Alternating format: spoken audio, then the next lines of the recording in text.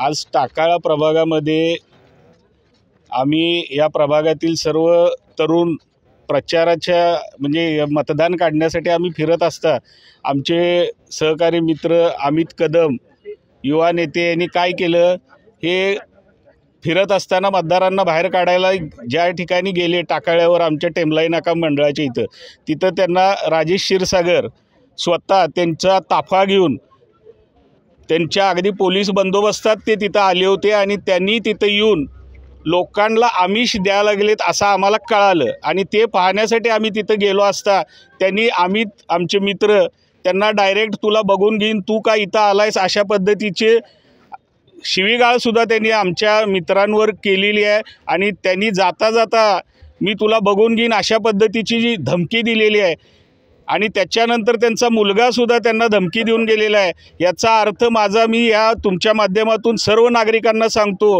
ही जी दंडुकशाही आणि सत्तेचा माज जो आहे हो उतरवण्याची एक चांगली संधी आलेली आहे आपल्याला।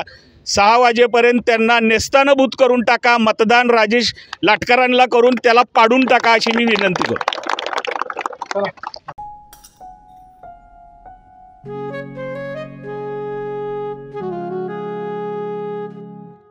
बाबा आज येताना बासुंदी घेऊन या ना। अगं कालच आपण आईचा वाढदिवस होता म्हणून आणली होती ना। ऐकलं, गोकुळची बासुंदी पुन्हा खावीशी वाटतेय। खरं सांगू, मलाही खावीशी वाटतेय। पुन्हा पुन्हा खावीशी वाटणारी गोकुळ बासुंदी।